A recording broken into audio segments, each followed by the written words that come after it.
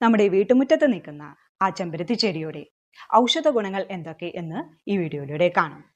ആദ്യമായി ഇതിൽ അടങ്ങിയിട്ടുള്ള ഘടകങ്ങൾ ഏതൊക്കെ എന്ന് നോക്കാം.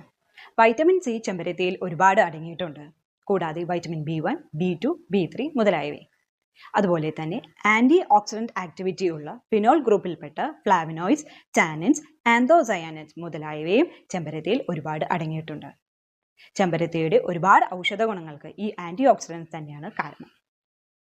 ചെമ്പരത്തി പൂ മാത്രമല്ല, ചെമ്പരത്തിയുടെ ഇല, വേര്, തണ്ട് എല്ലാം തന്നെ ഔഷധ ഗുണമുള്ളതാണ്. ഓരോ രോഗാവസ്ഥയ്ക്കനുസരിച്ച് ചെമ്പരത്തിയുടെ പൂവും ഇലയും ഒക്കെ നമുക്ക് പല രീതിയിൽ ഉപയോഗിക്കാവുന്നതാണ്.